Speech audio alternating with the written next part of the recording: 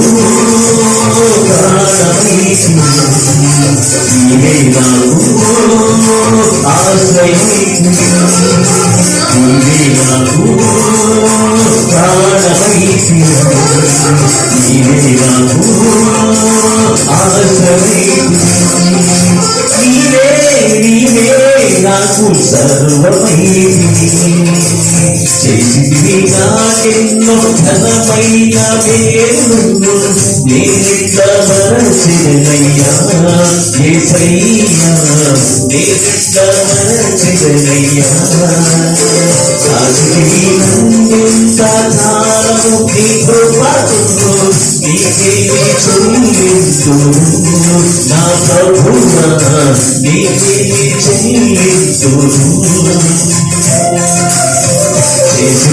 నాకెన్నో ఘనమైన పేరు నేనింత మరచినయ్యా యేసయ్యా నేనింత మరచినయ్యా. హల్లెలూయా హల్లెలూయా. ప్రభునందు అత్యంత ప్రియమైనటువంటి దేవుని బిడ్డలారా, ఈ సమయంలో దేవుని యొక్క వాక్యాన్ని కొద్ది సమయాన్ని మనం ధ్యానం చేసుకుంటాము. దేవుని యొక్క వాక్య ధ్యాన నిమిత్తము పరిశుద్ధ గ్రంథము నుండి పత్రిక వాక్య భాగము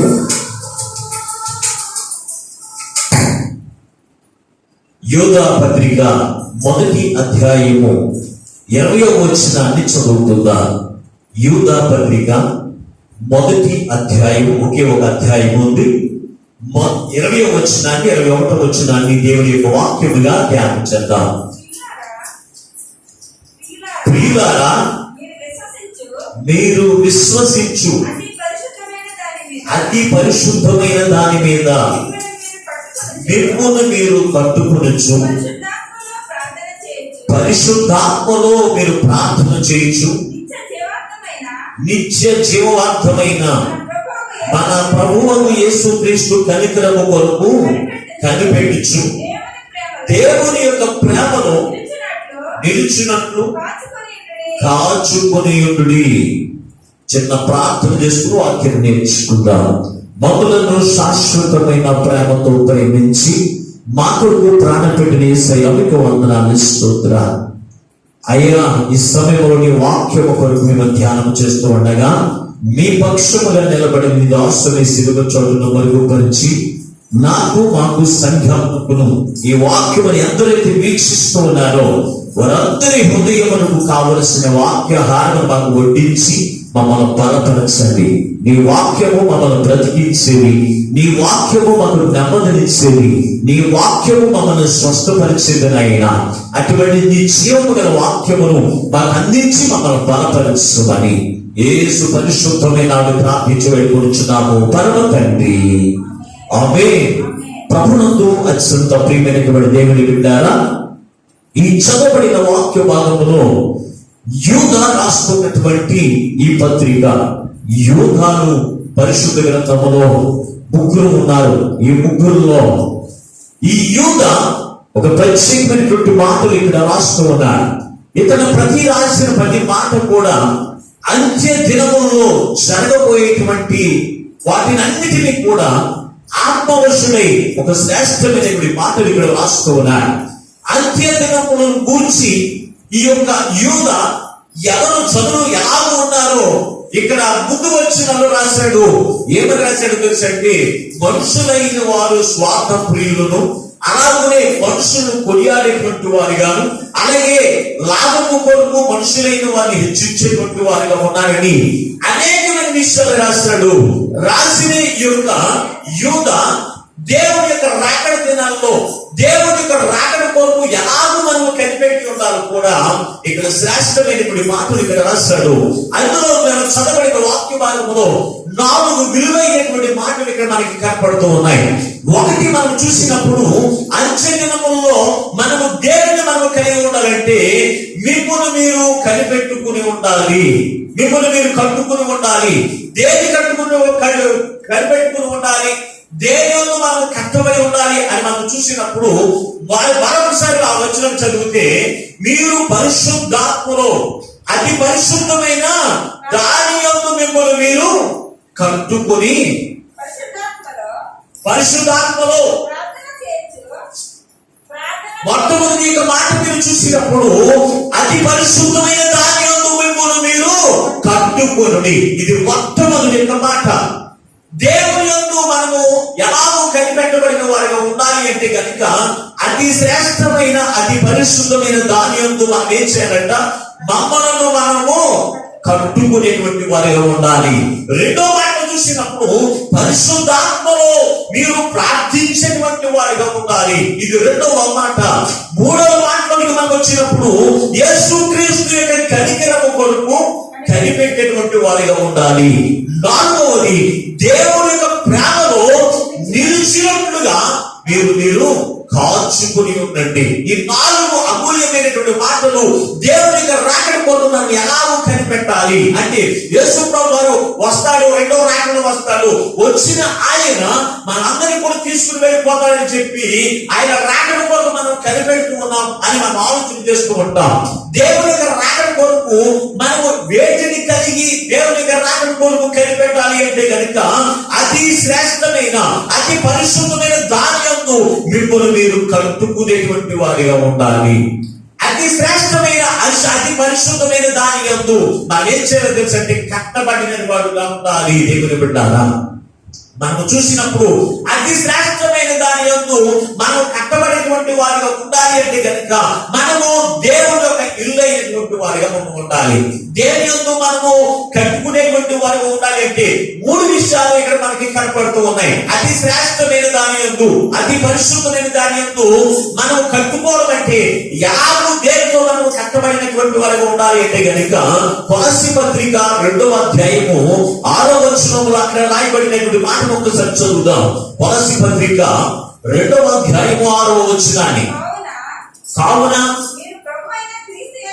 మీరు ప్రభువైన క్రీస్తు యేసును అంగీకరించిన విధముగా ఆయన యందు వేరు పారిన వారై ఇంటి వలె కట్టబడుచు, మీరు నేర్చుకున్న ప్రకారముగా విశ్వాసమందు స్థిరపరచబడిన వారే కట్టబడాలి. ఇక్కడ చూసినప్పుడు మొట్టమొదటిగా మనం చూసినప్పుడు దేని యందు మనం కట్టుకునేటువంటి వారిగా ఉండాలంటే విశ్వాసమందు మనం కట్టబడిన వారిగా ఉండాలి. విశ్వాసమందు ఎవరి యందు కట్టబడాలి అంటే దేవుని యందు, ఆయన యందు అని రాశాడు. దేవుని బిడ్డారా, ఆయన యందు విశ్వాసమును మనము కట్టుకునేటువంటి వారిగా ఉండాలి. ఎందుకంటే ఈ రాకడ దినాల్లో ఈ భయంకరమైనటువంటి పరిస్థితులను బట్టి చాలా మందికి విశ్వాసములో కట్టుకునేటువంటి వారిగా ఉండట్లేదు. విశ్వాసమును విడిచిపెట్టి ఈ లోకంలో ఉన్నటువంటి భయాన్ని చూసి ఏం చేస్తున్నారు తెలుసంటే భయపడేటువంటి వారిగా ఉంటున్నారు. కానీ వారు ఏం చేయలేకపోతున్నారో తెలుసంటే విశ్వాసమును కట్టుకునేటువంటి వారిగా ఉండలేకపోతున్నారు. అబ్రహాము యొక్క జీవితంలో మనం చూసినప్పుడు అబ్రహాము యొక్క జీవితంలో అనేకమైన శోధనలు వచ్చినాయి, అనేకమైన వ్యాధులు వచ్చినాయి. అయినప్పటికీ కూడా విశ్వాసము నాకు ఏం చేశాడు తెలుసండి, కట్టుకున్నాడు కనుక విశ్వాసము నుంచి తొలగిపోలేదు. యోబు యొక్క జీవితంలో కూడా మనం చూసినప్పుడు అతని యొక్క జీవితంలో అనేకమైన శ్రమలు, వ్యాధులు, ఒకేసారి కుటుంబాన్ని కూడా చనిపోయారు. ఆ తన భార్య తన అందరిని కూడా కోల్పోయాడు. ఆ సంతకుడు కోల్పోయాడు. అయినప్పటికీ కూడా తన విశ్వాసమును అతను కట్టుకున్నాడు. దేవుని పెట్టారా, దేవుని రాకడే కొరకు, దేవుని ఇచ్చేటువంటి ఆశీర్వాదము కొరకు తన విశ్వాసమును కట్టుకున్నాడు కనుక అతడు దేవుని యందు ఆనందించగలిగినటువంటి వాడిగా మనకి కనపడుతూ ఉన్నాడు. ఈ రోజున నీవు విశ్వాసమును కట్టుకునేటువంటి వారిగా ఉన్నావా? విశ్వాసము నుంచి తొలగిపోయేటువంటి జీవితమును కలిగి ఉన్నావా? ఆలోచన చేయండి. అందుకే విశ్వాసమును ఎలా కట్టుకోవాలని రాశాడు తెలుసంటే, ఒక ఇల్లు కట్టుకున్నట్టుగా మన యొక్క విశ్వాసమును కట్టుకోవాలంట. ఇల్లు కట్టుకునేటువంటి వారు ఇటుకులు ఎలాగబడితే అలా పెట్టి కట్టుకోనండి. క్రమమైన పద్ధతిలో ఇటుక మీద ఇటుక వేస్తూ దాన్ని చూసుకుంటూ ఏం చేస్తామంటారు తెలుసండి, ఇల్లు కట్టేటువంటి వారిగా ఉంటారు. ఆ ఇల్లు నిలబడుతూ ఉంది. అలాగే మన విశ్వాసమును కూడా ఏం చేయాలి తెలుసా, తొలగిపోతూ మరలా విశ్వాసంలోనికి రావడం, తొలగిపోతూ మరలా విశ్వాసంలోనికి రావడం. ఇలాగ చేస్తే కనుక మన ఇల్లు అనేటువంటిది కుగిలిపోతుంది తప్ప నిలకడగా ఉండలేనిటువంటిదిగా ఉంటుంది. అందుకే ఇది దేవుని యొక్క ఆత్మ చదివింపబడిన యోగా అతను మాట్లాడుతూ ఉన్నాడు, మీరు అతి శ్రేష్టమైన అతి పరిశుద్ధమైన దాని యందు మీరు కట్టుకునేది రాశాడు. ఒకటి, విశ్వాసమందు మనము కట్టుకునేటువంటి వారిగా ఉండాలి. రెండవది, దేని యందు మనం కట్టబడిన వారిగా ఉండాలి అంటే కనుక వాక్యము యందు కట్టబడిన వారిగా ఉండాలి. చదువుదాం ఒకసారి పరిశుద్ధ గ్రంథంలో మనం చూసినప్పుడు అపోస్తలుల కార్యముల గ్రంథము 20వ అధ్యాయము 32వ వచనాన్ని చదువుకుందాం. అపోస్తలుల కార్యముల గ్రంథము 20వ అధ్యాయము 32వ వచనాన్ని. ఇప్పుడు దేవునికి ఆయన కృపావాక్యమునకును మిమ్మును అప్పగించుచున్నాను. చూడండి, దేవునికి ఆయన కృపావాక్యమునకు మిమ్మల్ని అప్పగిస్తూ ఉన్నాను. అంటే మనము ఎవరి చేత కట్టబడ్డామంటే దేవుని యొక్క వాక్యం చేత కట్టబడిన వారిగా మనం ఉన్నాము. ఒకటి, విశ్వాసమందు మనం కట్టుకునేటువంటి వారిగా ఉండాలి. ఇది ఎవరో కాదు, మిమ్మల్ని మీరు కట్టుకున్నాడు అక్కడ. అంటే ఎవరికి వారే వారి విశ్వాసమును కట్టుకునేటువంటి వారిగా ఉండాలి. రెండవది, వాక్యమునందు మీరు కట్టబడిన వారిగా ఉండాలి. అపోస్తలుడైన పౌలు ఆ సంఘంతో మాట్లాడుతున్నటువంటి మాట, నేను మిమ్ములను వాక్యమునకు అప్పగిస్తూ ఉన్నాను. అంటే వాక్యానికి అప్పగించినప్పుడు వాక్యము చేత కట్టబడినటువంటి దేవుని బిడ్డలందరూ కూడా ఏం చేయాలి తెలుసంటే, వాక్యమును కట్టబడిన వారిగా కట్టుకునేటువంటి వారిగా ఉండాలి. వాక్యానుసారమైన జీవితములు జీవించే వారిగా ఉండాలి. వాక్యానుసారంగా ప్రవర్తించేటువంటి వారిగా ఉండాలి తప్ప వాక్యముని విడిచిపెట్టి మనకు జీవించడానికి వీల్లేదు. ఎందుకు తెలుసా, ఈ భయంకరమైన దినాల్లో రేపటి దినమందు మనం ఉంటామో ఉండమో తెలియని పరిస్థితుల్లో మనం ఈ లోకంలో మనం జీవిస్తూ ఉన్నాం. అందుని బట్టి మనం ఉండవలసింది, మనం దేవునికి రాకపోవడం మనం కనిపెట్టవలసింది ఎందుకు తెలుసంటే, ఒకటి, విశ్వాసమందు మనం కట్టుకునే వారిగా ఉండాలి. మన విశ్వాసం ఎలా ఉంటుంది? దేవుడు నుంచి తొలగిపోయేటువంటి వారిగా ఉంటున్నామా? దేవుడు నుంచి తొలగిపోయి లోకం వైపు, లోకం నుంచి మనం దేవుడికి మనం తిరుగులాడేటువంటి వారిగా మనం ఉంటున్నామా అనేది మనం చూసుకోవాలి. రెండవది, వాక్యమందు మనం కట్టబడిన వారిగా మనం ఉండాలి. దేవుని బిడ్డలారా, వాక్యమందు మనం కట్టుకోవాలి. వాక్యము మనం కట్టబడిన వారిగా ఉన్నామా? వాక్యమును విడిచిపెట్టి లోకంలోనికి తిరుగులాడేటువంటి వారిగా, పట్టు లేనటువంటి గాడిద తిరిగినప్పుడు తిరుగుతూ ఉన్నామా? ఆలోచన చేయండి. ఒక చేలో కట్టబడిన ఒక పశువు ఏదైనప్పటికీ కూడా ఆవచ్చు లేకపోతే ఎద్దవచ్చు. అది కట్టబడి ఉంటే ఆ చేలో నుంచి బయటికి వెళ్ళదు. దానికి పట్టు లేకపోతే దాని ఇష్టం వచ్చినట్టుగా తిరుగుతున్నది కనుక ఈ పరిశుద్ధాత్మ దేవుడు అంటున్నాడు, మీరు అతి శ్రేష్టమైన దాని యందు, పరిశుద్ధమైన దాని యందు మిమ్మల్ని మీరు కట్టుకుని అంటున్నాడు. దేవుని బిడ్డ, విశ్వాసంలో మనము కట్టుకోవాలి. రెండవది, వాక్యమందు మనము కట్టుకునేటువంటి వారిగా ఉండాలి. మూడవ మాటలకి మనం వస్తే కనుక ఎఫెసీ పత్రిక 2వ అధ్యాయం అక్కడ మనకి ఆ మాట కనపడుతూ చూడొకసారి. దేవునితో మనం కట్టుకునే వారిగా ఉండాలంటే ఎఫెసీ పత్రిక 2వ అధ్యాయము 21వ వచనాన్ని చదువుకుందాం. ప్రతి గృహమును ఆయనలో చక్కగా అమర్చబడి ప్రభువునందు పరిశుద్ధమైన దేవాలయమునకు వృద్ధి పొందుచున్నది. ఆయనలో మీరు కూడా ఆత్మ మూలముగా దేవునికి నివాస స్థలముగా ఉండటకు కట్టబడుచు ఉన్నారు. చూస్తే ఆత్మతో మనము కట్టబడిన వారిగా మనం ఉండాలి. మనము దేవుని యొక్క గృహమై ఉన్నాం, దేవుని యొక్క ఇల్లై ఉన్నాము కనుక దేవుడు మనలో నివసించినట్లుగా మన విశ్వాసంతో మనము కట్టుకోవాలి, వాక్యముతో మనము కట్టుకోవాలి. మూడవది చూస్తే ఆత్మ చేత మనం కట్టబడిన వారిగా ఉండాలి. దేవుని యొక్క ఆత్మ స్వాధీనము మన నడక, మన ప్రవర్తన, మన ఆలోచనలు, మన క్రియలు కలిగినటువంటి చూపు మనం ఉండాలి.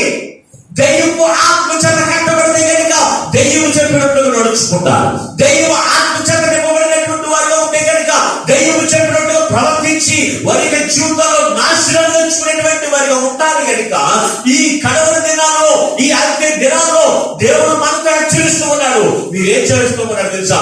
అతి పరిశుద్ధమైన దాని యందు మిమ్మల్ని మీరు కట్టుకోండి. అతి శ్రేష్టమైన దాని యందు మిమ్మల్ని మీరు కట్టుకోండి. విశ్వాసము అతి శ్రేష్టమైనది, వాక్యము అతి శ్రేష్టమైనది, ఆత్మ అతి శ్రేష్టమైనది, పరిశుద్ధమైనది. వీటి యందు మనం ఏం చేయాలి తెలుసంటే కట్టబడిన వారిగా మనం ఉండాలి. కట్టుకునేటువంటి ఇది మిమ్మల్ని మీరే కట్టుకోనంటున్నాడు. ఎవరో వచ్చి మిమ్మల్ని కట్టరు. మిమ్మల్ని, మీ కుటుంబాలను, మీ భర్తలను, మీ కుటుంబాలను, మీ బంధువులను, మీ ఇరుగు పొరుగు వారిని అందరూ కట్టుకునే బాధ్యత నీకు ఉంది. అందుకే ఈ యోధ మాట్లాడుతూ ఉన్నాడు, ఇదిగో అంచె దినముల యందు అని రాసి అక్కడ మాట రాస్తున్నాడు. దేవుని బిడ్డలారా, అంచె దినముల యందు అనేక మంది అపహాస్యకులు ఉంటారు, అనేక మంది స్వార్థప్రియులు ఉంటారు, అనేక మంది ఒకరినొకరు పొగిడేటువంటి వారిగా ఉంటారు అని చెప్పి అనేక మంది విషయాలు రాసి అంటున్నాడు. అది పరిశుద్ధమైన దాని యందు మిమ్మల్ని మీరు కట్టుకుని ఉండండి. రెండో మాటలో చూస్తే కనుక ఏమని రాశాడు? మీరు పరిశుద్ధాత్మతో ప్రార్థన చేయుడి. చూడండి, ఈ అంత్య దినముల యందు మనం చేయవలసిన పని తెలుసు అంటే పరిశుద్ధాత్మతో ప్రార్థన చేయండి. చాలా మంది నామకార్థంగా ప్రార్థన చేస్తారు, పై పెదవుల నుంచి వస్తుంది, ఆత్మతో ప్రార్థన రాదు. మనం ప్రార్థన అనేది మనం దేనితో చేయాలి తెలుసు అంటే ఆత్మతో ప్రార్థన చేయాలి.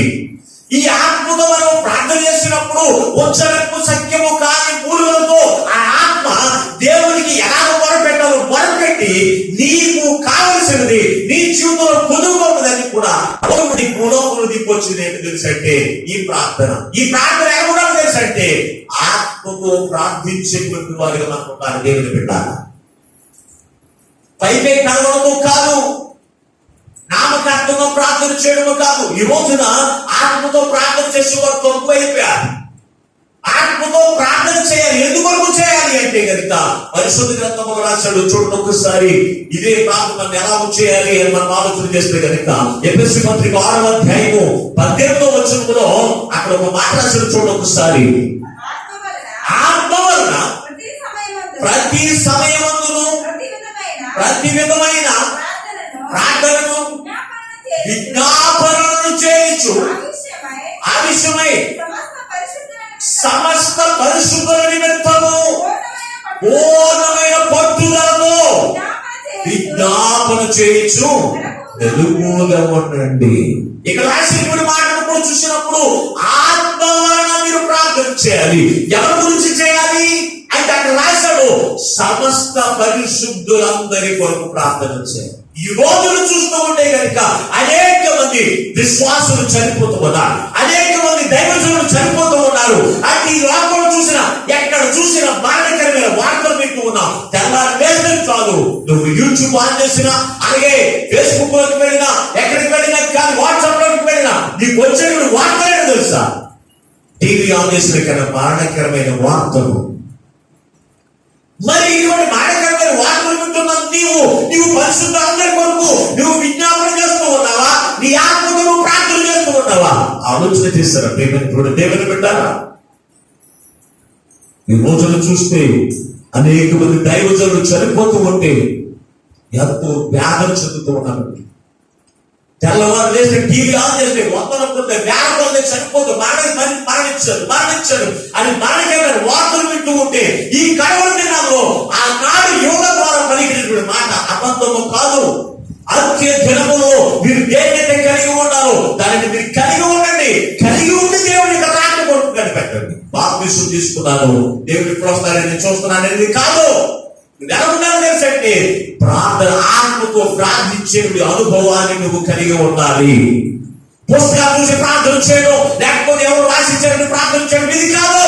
మనం చేయవలసిన ప్రార్థన ఆత్మతో మనం ప్రార్థన చేయాలి. నువ్వు ఆత్మతో మాట్లాడినప్పుడు పరిశుద్ధాత్మ నీలో ఉండే తెలుసా, దేవుడికి ఎలా ప్రార్థన చేయాలో ఆ రీతిగా ఆ ప్రార్థన మన పక్షమును ఉండి దేవుడికి మొరపెడుతుందంట. దేవుని బిడ్డ మన పక్షము నుండి మొరపెడుతుందంటే దేవుని బిడ్డారా. కనుక మనం ఎలా చేయాలి తెలుసంటే ఆత్మతో మనము ప్రార్థన చేసేటువంటి వారిగా మనం ఉండాలి. మరి చేస్తూ ఉన్నారా? ఈ రోజు ఆత్మతో ప్రార్థించేటువంటి అనుభవాన్ని నువ్వు కలిగి ఉంటున్నావా? ఆలోచన చేయండి. ప్రియమైనటువంటి దేవుని బిడ్డ ఆలోచన చేయండి. ఆత్మతో ప్రార్థించే వారిగా ఉండాలి. ఆత్మతో మనం ఎందుకు ప్రార్థించాలి అని మనం ఆలోచన చేస్తే కనుక పరిశుద్ధ గ్రంథంలో మరొక మాటను అక్కడ రాసిన చూడండి ఒకసారి. పేతురు రాసినటువంటి మొదటి పత్రిక 4వ అధ్యాయం 7వ వచనములో అన్నిటి అంతము సమీపించింది, మీరు ప్రార్థన చేసి మెలకువగా ఉండండి. చదువు ఒకసారి మాటని. పేతురు రాసిన మొదటి పత్రిక 4వ అధ్యాయం 7వ వచనం. అయితే అన్నిటి అంతము సమీపమై ఉన్నది కాగా మీరు స్వస్థ బుద్ధి గలవారే. ఏం చేయటంట? ప్రార్థనలు చేయటకు మెలకువ కలిగి ఉండండి. అన్నిటి అంతము సమీపించింది. దేవుని బిడ్డ అన్నిటి అంతము సమీపించింది. ఒక్కొక్కటిగా ఒక్కొక్కటి అంతమైపోతూ ఉన్నాయి. అంతమైపోతూ ఉన్నప్పుడు అన్నిటి అంతము సమీపించినప్పుడు నువ్వు ప్రార్థించే ఆత్మతో ప్రార్థించే అనుభవాన్ని నువ్వు కలిగి ఉన్నావా లేకపోతే విడిచిపెట్టావా? ఆలోచన చేయండి. ఆలోచన చేయండి. రోజున ఈ కడవల దినాల్లో సర్వలోక పరిశుద్ధులు వీటిని పట్టణంలో అనేకమైనటువంటి వారు మరణించారు గత సంవత్సరంలో. ఈ రోజున మనం చూస్తుంటే భారతదేశంలో తెల్లవారు లేస్తే 100 కొద్ది చనిపోయినటువంటి వార్తలు మనం వింటూ ఉన్నాం. అందులో పశ్చిమ గోదావరి మరీ ఎక్కువగా ఉంది. ఎక్కడ చూసినా, ఏ గ్రామంలో చూసినా, ఏ వీధిలో చూసినా ఎవరిని తాకాలనే కానీ, ఎవరిని ముట్టుకోవాలనే కానీ, ఎవరితో మాట్లాడాలనే కానీ, ఎవరిచ్చిన దినాలనే కానీ భయం. అటువంటి భయంకర దినంలో మనం ఉన్నప్పుడు మనం చేయవలసిన పని ఆత్మతో మనం ఏం చేయాలి? ప్రార్థన చేసే అనుభవాన్ని మనం కలిగి ఉండాలి. అందుకే పేతురు రాస్తూ ఉన్నాడు, అన్నిటి అంతము సమీపించింది కనుక మీరు స్వస్థ బుద్ధి గలవారై, అంటే స్థిరమైన బుద్ధి గలవారై మీరు మెలకు ప్రార్థన చేయడానికి మెలకు కలిగి ఉండండి. మనం మాట్లాడుతూ ఉంటే ప్రార్థించే అనుభవాన్ని కలిగి ఉన్నావా? ప్రార్థించే అనుభవాన్ని విడిచిపెట్టేసి నువ్వు లోకంలో తిరుగులాడుచుకున్నావా? ఈ రోజున ఆలోచన చేయండి. ప్రియమైనటువంటి దేవుని బిడ్డ ఆలోచన చేయండి. సర్వలోక పరిశుద్ధుల కొరకు, దైవ జనుల కొరకు, గ్రామాల కొరకు, దేశాల కొరకు, ప్రతి దేశము కొరకు మనకు చేయవలసిన పని తెలుసా? ప్రార్థన. ఆత్మతో ప్రార్థించే అనుభవాన్ని కలిగి మనం ఉండాలి. మెలకు కలిగినటువంటి వారిగా. ఇది అయ్యో ఎక్కడికి వెళ్ళొద్దంటున్నారు కానీ గ్రామంలో నుంచి అని చెప్పి శుభ్రంగా ఆ చికెన్ బిర్యానీ లేకపోతే ఏక మాసం వండుకుని శుభ్రంగా తినేసి ఎక్కడికి వెళ్ళొద్దన్నారు కదా, కనిపెట్టమన్నారు కదా చెప్పి పడుకుని కాదు. ఎవరిలోపుడు కూడా ప్రార్థించే అనుభవాన్ని నువ్వు కలిగి ఉండాలి. అప్పుడే నువ్వు క్రీస్తులో నిరంతరం కూడా ఆనందించగలిగేటువంటి వారిగా నువ్వు ఉంటావు. 3వ మాటలోకి వెళితే కనుక చదువు ఒకసారి. దేవుని యొక్క కనికరము కొరకు కనిపెట్టాలి. ఏమన్నా సరేనంట? దేవుని యొక్క కనికరము కొరకు కనిపెట్టాలంట. దేవుని పెట్టాలా? కనికరం అంటే అంటే దేవుని యొక్క ఉగ్రత చల్లార్చుకోవడమే కనికరం చూపించుకోవడం. ఈ యొక్క సొదొమ గొమొర్రా పట్టణం మీద దేవుడు కనికరం చూపించడం చూశాడు. వారి యొక్క స్థితి మార్చుకోలేదు. హెచ్చరిక వెళ్ళింది కానీ వారి యొక్క మాటలు మార్చుకోలేదు. కానీ నినివే పట్టణస్తులని కూడా దేవుని యొక్క స్వార్థ వెళ్ళింది. వారు దుర్మార్గులే, దుష్టత్వం కలిగినటువంటి వారే. వారి యొక్క స్వార్థ వెళ్ళినప్పుడు ఆ స్వార్థ వారు విని వారి క్రియలను కూడా మలుచుకుని దేవుడు కరుణిస్తాడేమో, కనికరిస్తాడేమో అని ఆయన కనికరము కొరకు ఎదురు చూస్తున్నాడంట. మరి కనికరించడం లేదా? కనికరించి వారి మీద వచ్చినటువంటి ఉగ్రతను నిలిపివేశాడు దేవుని బిడ్డ. ఈ రోజున దేవుని కనికరము కొరకు మనం ఏం చేయాలి? కనిపెట్టేటువంటి వారిగా ఉండాలి. దేవుని యొక్క కనికరము కొరకు కనిపెట్టడం అంటే ఎలాగో పరిశుద్ధ గ్రంథంలో రాశాడు. చూడొకసారి తీతుకు రాసిన పత్రిక 2వ అధ్యాయము 12వ వచనంలో మనం చదవగలిగినట్లయితే, తీతుకు రాసిన పత్రిక 2వ అధ్యాయము 12వ వచనం చదువుతుందా? మనము భక్తిహీనతను యెహోవాకు సంబంధమైన దురాశలను విసర్జించి శుభప్రదమైన నిరీక్షణను నిమిత్తము అనగా మహాదేవుడను మన రక్షకుడైన యేసుక్రీస్తు మహిమ యొక్క ప్రత్యక్షత కొరకు ఎదురు చూచుచు ఈ లోకములో స్వస్థ బుద్ధితోను నీతితోను భక్తితోను బ్రతుకుచుండవలనని మనకు బోధించుచు ఉన్నది. ఎలాగో కనిపెట్టాలంట? భక్తిహీనతను మనం విడిచిపెట్టేటువంటి వారిగా మనం ఉండాలి. స్పష్టంగా మాట్లాడాల్సిన చూడండి ఒకసారి. ప్రియమైనటువంటి దేవుని బిడ్డ, భక్తిహీనతను యెహోవాకు సంబంధమైన దురాశలను విసర్జించి శుభప్రదమైన నిరీక్షణ కొరకు మనం ఏం చేయాలి? కనిపెట్టి వారిగా ఉండాలి. దేవుని బిడ్డలారా, ఆలోచన చేయండి. ఈ రోజు భక్తిహీనత ఎక్కువైపోయిందండి. భక్తి ఉండట్లేదు, దేవుని యొక్క భయం ఉండట్లేదు, భక్తి ఉండట్లేదు. సకల విధమైన దురాశల వలన ఏం చేస్తారు తెలుసా? భక్తిని విడిచిపెడుతున్నారు. భక్తిని ఎప్పుడు విడిచిపెడతారు తెలుసా అంటే, దురాశలు ఉన్నప్పుడు మాత్రమే. ఆ రోజు కూడా కష్టపడడానికి దేవుడు ఆరోగ్యం ఇస్తాడు. ఆరోగ్యం ఇచ్చిన తర్వాత దేవుని యొక్క సన్నిధి గ్రంథం 7వ రోజున అనుకున్నప్పుడు ఆ రోజున ముందు రోజు కంటే డబల్ చూపిస్తారు. అపవాది రోజు 500 సంపాదించే నీకు 1500 ఇస్తారు. 2 కన్నా ఏం చేస్తారు? ఆ దురాశ మనకి ఏం చేస్తుంది తెలుసా అంటే, భక్తి నుంచి తొలగించి భక్తిహీనతోడికి నడిపించేదిగా.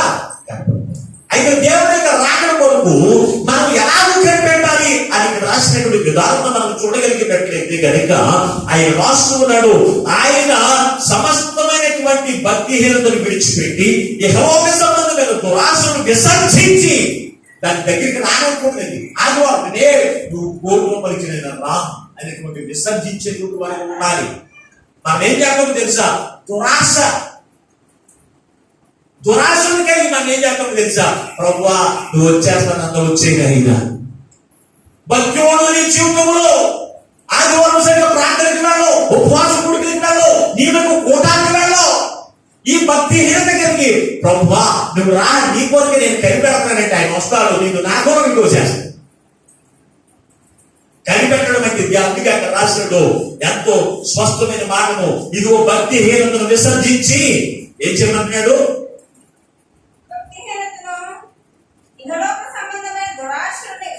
విసర్జించి శుభప్రదమైన నిరీక్షణ కొరకు అనగా మహాదేవుడను మన రక్షకుడైన యేసుక్రీస్తు మహిమ యొక్క ప్రత్యక్షత కొరకు ఎదురు చూచుచు ఈ లోకంలో స్వస్థ బుద్ధితోను నీతితోను భక్తితోను బ్రతుకుచుండవలనని ఆయన చూడండి. దేవుడితో కనిపెట్టాలో తెలుసా? దేవుడి యొక్క కరుణ కొరకు, దేవుడి యొక్క కటాక్షము కొరకు మనం దేవుడితో కనిపెట్టడం తెలుసా? నువ్వు నీతిగా జీవించి దేవుడి యొక్క కనికరమ కొరకు కనిపెట్టు. భక్తితో జీవించి దేవుడి యొక్క కనికరమ కొరకు ఎదుర్చు. యథార్థమైన జీవితంలో జీవించి దేవుడి దేవుడి సహాయం కొరకు ఎదుర్చు. ఈ రోజు భక్తిహీనత నీలో ఉండి దేవుడు నన్ను కరుణిస్తే బాగుండదు. అనీతిగా నువ్వు జీవించి అన్యాయకుడిగా జీవించి దేవుడికి కనికరం నాగేస్తే బాగుండదు అని ఎదురు చూడడం కాదు. అలాగ నువ్వు ఎదురు చూస్తే దేవుడి యొక్క కనికరం నీ మీద ఎంత మాత్రం కూడా ఉండదు. ఎంత మాత్రం కూడా ఉండదండి. యోసేపు యథార్థత కలిగినటువంటి జీవితమును, నిరీక్షణ కలిగినటువంటి జీవితమును అతను జీవించాడు. అందుకే అతని జీవితంలో అతన్ని కనిపెట్టిన దాన్ని బట్టి అతను పొందుకున్నాడు. ఈ రోజు మన యొక్క జీవితంలో కూడా మనం కనిపెట్టవలసింది ఎలా ఉంది, ఎలా చూడడం తెలుసండి. యెహోవా యేసుక్రీస్తు యొక్క కనికరము కొరకు మనం ఏం చేయాలంట? కనిపెట్టేటువంటి వారిగా ఉండాలి. పలుకు మాట్లాడాల్సిన చూడండి. పేతురు రాసిన పత్రికలో, పేతురు రాసిన 2వ పత్రిక 3వ అధ్యాయము 11వ వచనంలో మరొక మాట చూడగలుగుతూ ఉన్నాం. చూడొకసారి. పేతురు రాసిన 2వ పత్రిక 3వ అధ్యాయము 11వ వచనం. ఇవన్నీ ఇట్లు లయమైపోయినవి కనుక ఆకాశమును రగులుకొని లయమైపోనట్టు పంచభూతములు మహావేగముతో కలిపోనట్టు దేవుని యొక్క దినము రాకడకు కొరకు కనిపెట్టుచు దానిని ఆశతో అపేక్షించుచు మీరు పరిశుద్ధమైన ప్రవర్తనతోనూ భక్తితోనూ ఎంతో జాగ్రత్త గల వారై ఉండవలెను. ఏమన్నా సరే ఇక్కడ ఉన్నది మాత్రం సార్, ప్రపంచ దేశాలన్నీ కూడా లైమైపోతాయి, అన్ని కరిగిపోతాయి. కనుక నువ్వు ఎలా ఉండాలి, ఎలా నువ్వు కనిపెట్టాలి అంటే భక్తితోనూ యథార్థతతోనూ ఏం చేయాలి, దేవుడి యొక్క రాకడ కొరకు నిర్దాహితులుగా కనిపెట్టేటువంటి వారుగా నీవు ఉండాలి. ఈ రాకడ సమయంలో, ఈ అంత్య దినములో నువ్వు ఎలా ఉన్నావు? భక్తి చూపు నీకు ఉందా? యథార్థత కలిగిన చూపు నీకు ఉందా? నీతి కలిగిన చూపు నీకు కలిగి ఉన్నావా? ఆలోచన చేయండి. వాటిని విడిచిపెట్టవేమో, వాటిని విడిచిపెట్టి నువ్వు తిరుగుతూ ఉన్నావేమో. అందుకే ఈ అంత్య దినములో దేవుడు నాతో మాట్లాడుతున్న మాట ఏమంటాడంటే, యేసు క్రీస్తు కనికరము కొరకు కనిపెట్టేటువంటి వారిగా ఉండాలి. ఆయన రాకడ దినాల్లో మనం చూసిన ఎక్కడ చూసినా అంతం ముగింపులు జరుగుతూ ఉన్నాయి. అన్నిటి అంతం సమీపించింది. కనుక మీరు ఎలా ఉండాలి? స్వస్థ బుద్ధితోను, స్థిరమైన బుద్ధితోను, యేసు క్రీస్తునందు స్థిరమైన బుద్ధితోను, భక్తితోను, నీతితోను, యథార్థతోను ఆయన రెండవ రాకడ కొరకు మీరు కనిపెట్టుకుని ఉండండి. రాస్తూ ఉంటే మనం ఎలా కనిపెడుతున్నాం ఆలోచన చేయండి. ఒకవేళ ఇంతవరకు నీ జీవితంలో భక్తి చూడము లేకపోతే, ఎంతవరకు నీ జీవితంలో ఇదిగో యథార్థత కలిగిన జీవితము లేకపోతే, ఎంతవరకు నీ జీవితంలో నీతి కలిగిన జీవితము లేకపోతే, ఈ వాక్యం విన్న తర్వాత సరే భక్తి జీవితము కలిగి, నీతి కలిగిన జీవితము కలిగి, యథార్థత కలిగిన జీవితము కలిగి దేవుని యొక్క రాకడ కొరకు కనిపెట్టండి. 4వ మాట చెప్పి నేను ముగిస్తాను. చదువు తర్వాత మాట చూసినప్పుడు, దేవుని యొక్క ప్రేమలో నిలుచున్నట్లు మీరు కాచుకోండి. కరోనా నా మీదకి వస్తుందని కాచుకుంటాం, తెగులు మన మీదకి వస్తుందని కాచుకుంటాం. మంచిదే. ప్రమాదం మన మీదకి రాకున్నట్లు మనం కోపంగా మన చేతులు కానీ మన యొక్క గృహంలో కానీ మనం దాక్కుంటాం. మంచిదే. వాటితో కలిసి మన దేని విషయంలో కాచుకోవాలంట, దేవుని యొక్క ప్రేమలో మీరు నిలిచినట్లు మిమ్మల్ని మీరు. దేవుని యొక్క ప్రేమ ఎటువంటి ప్రేమ? దేవుని యొక్క ప్రేమ అగాపే ప్రేమ. అగాపే ప్రేమ అంటే అంతులేనటువంటి ప్రేమతో ఆయన మనల్ని ప్రేమించాడు. ఎంత ప్రేమ అంటే ఒకసారి దేవుని యొక్క ప్రేమ ఎంతో చూడ. ఒకసారి పరిశుద్ధ గ్రంథంలో యోహాను పత్రిక, యోహాను రాసిన మొదటి పత్రిక 3వ అధ్యాయము 16వ వచనంలో ఒక మాట రాయబడి చూడ. ఒకసారి దేవుని యొక్క ప్రేమను గురించి, ఆయన మన నిమిత్తము తన ప్రాణములు పెట్టిన కనుక దీని వలన ప్రేమ ఎట్టిదో మీరు తెలుసుకొచ్చుకున్నాము. మనము కూడా సహోదరుల నిమిత్తము ప్రాణములను పెట్టవలసిన భక్తులమై ఉన్నాము. ఎంత స్పష్టంగా చూడండి. దేవుని యొక్క ప్రేమ ఏంటిదో ఒక్కసారి మీరు గ్రహించండి. మనుషులందరి కొరకు ఆయన తన ప్రాణములు పెట్టాడు. ప్రాణం పెట్టిన యొక్క ప్రేమ క్రీస్తు ప్రేమ. ఆ ప్రేమను మనం పొందుకున్న మనము కూడా ఏం చేయాలి? మన సహోదరుడు నిమిత్తము ప్రాణము పెట్ట భక్తులమై ఉన్నాం. నా సహోదరు చచ్చిపోతే నాకెందుకు? నా సహోదరి బాధగా ఉంటే నాకెందుకు? నా సహోదరి వ్యాధులు ఉంటే నాకెందుకు?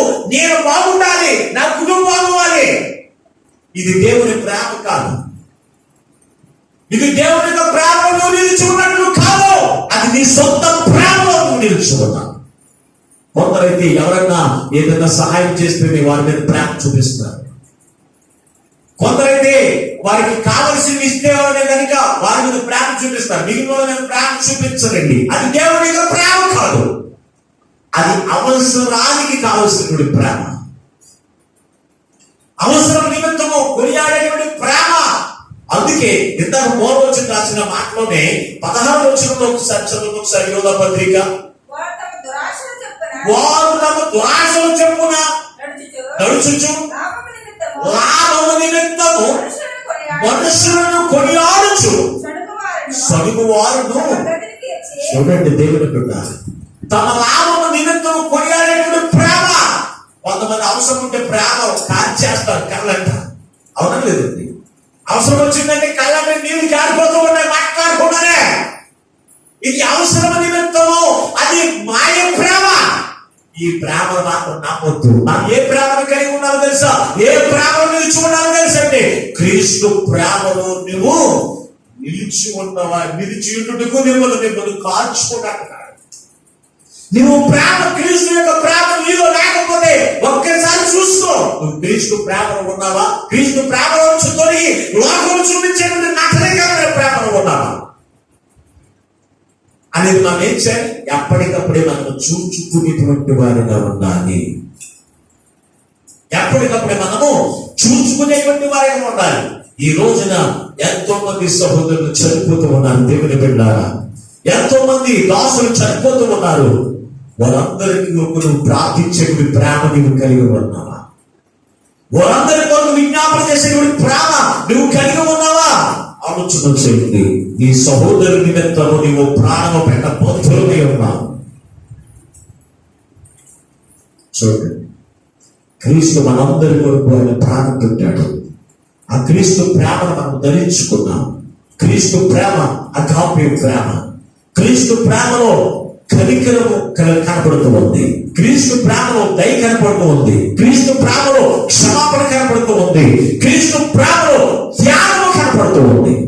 ఈ రోజున నీ జీవితంలో ప్రేమ అనేది కనపడుతుందా? నీ మాటలోను, నీ ప్రవర్తనలోను, నీ ఆలోచనలోను, నీ చూపులోను, ప్రతి విషయంలో కూడా క్రీస్తు ప్రేమ నీలో కనపడుతుందా లేదనేది నువ్వేం చేయాలి? ఎప్పటికప్పుడే పరిశీలించుకునేటువంటి వారిగా ఉండాలి. దేవుని బిడ్డ, ఎప్పటికప్పుడే నీవు నీ పరిశీలించుకునేటువంటి వారికి నీవు ఉండాలి.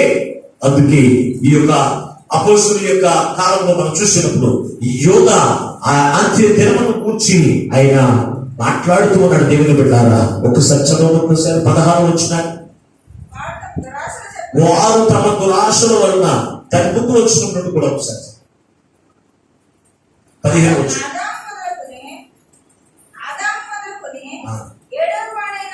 లేదు 16 వచ్చినప్పుడు కింద చదువు. వారు తమ దురాశలను చెప్పున నడుచుచు లాభము నిమిత్తము మనుషులు కొనియాడును సడుగువారును తమ గతిని కూర్చి నిందించి వారినై ఉన్నారు. వారు నోరు దప్పమైన మాటలు పలుకును.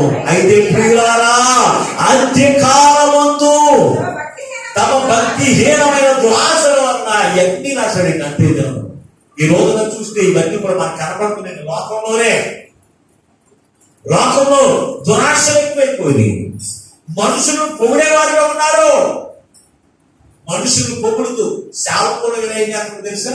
పార్టీ నిమిత్తము మనుషులు పొగిడేటువంటి వారుగా కనపడుతూ ఉన్నారు. దేవుని ప్రకారం ఒక దైవజనుడు ఒక మీటింగ్ పెట్టాడు అంటే కనుక ఆ మీటింగ్ నలుగురు సేవకులు అయితే కనుక ఈ నలుగురు సేవకులు ఈ దైవజనుడు పొగడాలి. వాక్యం చెప్తే ఈ నక్షత్రం అవ్వాలి. అక్కడ సంఘం అందరికీ కూడా కావలసిన వాక్యము ఒక దైవజనుడు చెప్తూ ఉంటే ఈ సంఘ కాపురికి నచ్చట్లేదు. ఈ సంఘ కాపురికి కూర్చోపోవడం. యోగు, నేను నా జీవితంలో ఎవరిని నేను పొగడలేదు అన్నాడు. యోగు ఎవరిని కొనియాడలేదు అన్నాడు. ఈ రోజు చూస్తే మనుషులను పొగిడేటువంటి వారు, దురాశలు దురాశలు చూపించేటువంటి వారు, ఇవన్నీ కూడా మనం చూస్తే కనుక ఈ అంత్య దినంలో జరుగుతూ ఉన్నాయి. అటువంటి కాలంలోనే మనం ఉన్నాం. మనుషుల అవసరం నిమిత్తము మనుషులు కొనియాడేటువంటి వారు ఉన్నారు అని ఇక్కడ అనేకమైన విషయాలు మనం చూస్తుంటే కనుక మనం ఎక్కడ తెలుసా? అంత్య దినములను ఉన్నాం. ఈ దినములో మనము వాటికి వేరుగా ఉండి మనము దేని యందు నిలిచి ఉండాలి తెలుసా? అంటే అతి పరిశుద్ధమైన దాని యందు, అతి శ్రేష్టమైన దాని యందు మనము కట్టుకునేటువంటి వారిగా ఉండాలి. దేవుని యొక్క వాక్యమందును ఆయన విశ్వాసమందును ఆత్మయందును కట్టబడిన వారిగా ఉండాలి. రెండవ మాటలోకి మనం వచ్చినప్పుడు పరిశుద్ధాత్మతో ప్రార్థించే వారిగా ఉండాలి. పరిశుద్ధులందరి నిమిత్తము నశించిపోతున్న వారి గురించి, అలాగే లోకంలో జరుగుతున్న విపత్తుల గురించి విజ్ఞాపన చేసేటువంటి ఆత్మ చేత నింపబడిన వారిగా మనకు ఉండాలి. మూడవదిగా చూస్తే కనుక యేసు క్రీస్తు యొక్క కనికరము కొరకు కనిపెట్టే వారిగా మనకు ఉండాలి. మన గ్రామము, మన యొక్క దేశంలో కూడా ఆనాడు నినివే పట్టణస్థుల వలె తమ తాము తగ్గించుకుని దేవుని కనికరము కొరకు కనిపెట్టినట్లుగా మన ప్రపంచ దేశాలన్నీ కూడా ప్రతి ఒక్కరు కూడా తమ దుర్మార్గమును విడిచిపెట్టి, తమ దుష్టములను విడిచిపెట్టి దేవుని యొక్క కనికరము కొరకు కనిపెట్టి ఆయన ఇచ్చేటువంటి విడుదల కొరకు, ఆయన ఇచ్చేటువంటి స్వస్థత కొరకు ఎదురు చూసే అనుభవాన్ని మనం కలిగి ఉన్నాం. నాలుగో మాటలకు వస్తే కనుక క్రీస్తు ప్రేమ మీరు నిలిచినట్టు మిమ్మల్ని మీరు కాల్చుకోండి. దేవుని యొక్క రాకడకు ఉండవలసిన లక్షణాలు, దేవుని యొక్క రాకడకు ఉండవలసిన లక్షణాలు క్రీస్తు ప్రేమ నీరు లేకపోతే, నీ యేసు క్రీస్తు ప్రభువు ఇదిగో మనందరి కొరకు ఆయన ప్రాణం పెట్టాడు కనుక ఆ ప్రాణం కలిగిన మనము మన సహోదరుని నిమిత్తము కొన్నామే చాలి ప్రాణము పెట్ట బొత్తులమై ఉన్నాను. ఈ రోజున అనేక మంది భయంకరమైన పరిస్థితుల్లో చనిపోతూ ఉన్నారు. నువ్వు ప్రేమ చూపించేటువంటి వారిని ఉండాలి. నువ్వు ప్రేమ చూపించేటువంటి వారిని ఉండాలి. ఎందుకంటే ఈ భయంకరమైన దినాల్లో మనం ప్రార్థన చేసుకుంటూ మన జాగ్రత్తలు మనం తీసుకుంటూ ఉండాలి. మాస్క్ తప్పనిసరిగా పెట్టుకోవాలి. ఇది ఎందుకు తెలుసా? మనిషికి కాపు ఉందన్న శానిటైజరు తప్పనిసరిగా ఉపయోగించాలి. ఇది వైరస్ మన మీదకి రాకుండా ఉండేటువంటి కాపు కదా. వీటితో కలిసి మనము ఉండవలసినవి ఈ నాలుగు కూడా మనము కలిగి ఉండాలి. లేకపోతే కనుక క్రీస్తుతో మనం ఆనందించలేము. ఎంతలో ఆయనతో మనం ఆనందించలేము. ఆయనతో కలిసి నిత్యము సంతోషించేటువంటి జీవితం నువ్వు కావాలని కోరుకుంటే కనుక ఆయన రెండవ రాకడలోకి వచ్చినప్పుడు ఆయన దగ్గరికి మనం ఎత్తబడి ఆయనతో కలిసి నిరంతరం జీవించమని ఉండాలంటే తప్పనిసరిగా ఈ 4 లక్షణాలు కలిగి ఉంటాం. అందుకే యేసు ప్రభువు లోకంలోకి వచ్చాడు. వచ్చి ఆయన మన మీద ఆయన తన ప్రేమను వెల్లడిపరిచాడు. దేవుని బిడ్డ, అతి పరిశుద్ధమైనదేంటో, పవిత్రమైనదేంటో, పరలోకానికి నడిపించేదేంటో ఆయన మనకి ఖ్యాతిగా చూపించాడు. అదేంటో కాదు దేవుడి యొక్క గృహమైన మన ఇల్లు. మన ఇల్లు ఎలాగైతే మనం కట్టుకుంటున్నామో, ఒక ఇంటికి మీద ఒకటి ఎలాగైతే జాగ్రత్తగా సరి చేసుకుంటూ ఆ ఇల్లు కట్టబడుతూ ఉందో, అలాగే మనం ఏం చేయాలి? ఆత్మలో మనం కట్టబడినటువంటి వారిగా మనం ఉండాలి. వాక్యం చేత కట్టబడినటువంటి వారిగా ఉండాలి. విశ్వాసంతో కట్టబడిన వారిగా ఉండాలి. ఉండకపోతే కనుక ఈ వాక్యం విన్న మీరు తప్పనిసరిగా మనము కట్టుకునే వారిగా మిమ్మల్ని మీరే కట్టుకున్నాను. ఎవరు కట్టండి కాబట్టి పశువులమైతే మనం కడతాము, కానీ దేవుడి యొక్క వాక్యం చేత హెచ్చరించబడిన మాటలను బట్టి మనకు మనమే సరి చేసుకుంటూ మనకు మనమే కట్టుకుంటూ మన విశ్వాస యాత్రను ముందుకు కొనసాగించేవారిగా ఉండాలి. ఆత్మ చేత ప్రార్థించేవారిగా ఉండాలి. ఈ 4 లక్షణాలు మనము కలిగి ఉంటాం.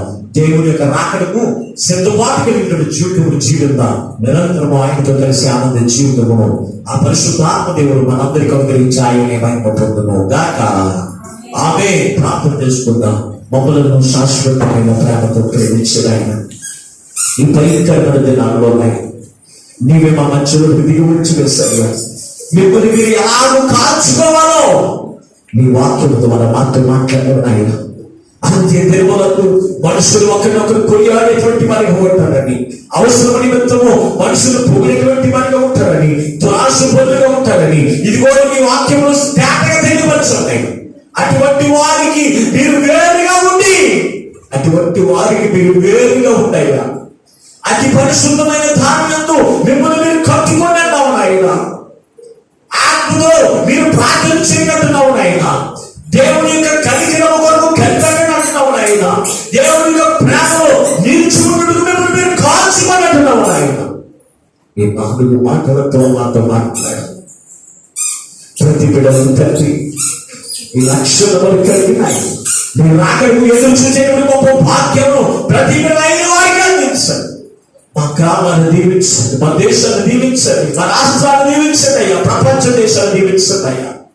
ఎందరైతే కరోనా వైరస్ చేత ఇదిగో బాధించబడుతూ ఉన్నారో విశ్వాసులే కాదయ్యా, ఇదిగో అందరూ ఉన్నాయిగా నీ దాసులే కాదయ్యా, ఏ వయసులే కాదయ్యా, ఎందరైతే ఆ వైరస్ చేత బాధింపబడుచున్నారో ఇప్పుడే మీ శ్రమ వారిని విడుదల చేస్తూ ఉన్నాయా, మీరు విడిపించి వేసి పరిపూర్ణ స్వస్థత కలిగినట్టు చేయండి. నీ పాపులను భద్రపరచునైనా, నీ కనికరము చూపించునైనా, నీ కనికరము కొరకు మేము కనిపెడుతూ ఉన్నాము ఆయన. భక్తితోను, నీతితోను, యథార్థతోను నీ కనికరము కొరకు మేము కనిపెడుతూ ఉన్నాం. నీవే పట్టణస్తులు నాయన, నీ కనికరము కొరకు కనిపెట్టినప్పుడు నాయన వారి మీద కనికరము చూపించిన దేవుడు నాయన. మా గ్రామాల మీద, మా దేశాల మీద నాయన, మా రాష్ట్రాల మీద నువ్వు కనికరము చూపించిన దేవా మీకు వందనాలు, స్తోత్రాలు నాయన. ఒక్కసారి నాయన కరుణించిన నాయన, కనికరించిన నాయన, మీకు వందనాలు, స్తోత్రాలు, మీకు వందనాలు, స్తోత్రాలు. గొప్ప కార్యములు జరిగించిన నాయన, గొప్ప కార్యములు జరిగించిన నాయన. నేను అక్కడ ఆలస్యమైతే తండ్రి గొప్ప కార్యములు జరిగించండి. నిన్ను కలిగి తండ్రి, నిన్ను కలిగిన ఆయన జీవితం తల్లి బిడ్డ కనుక తీసుకుని భయపడుతున్నా అయ్యా.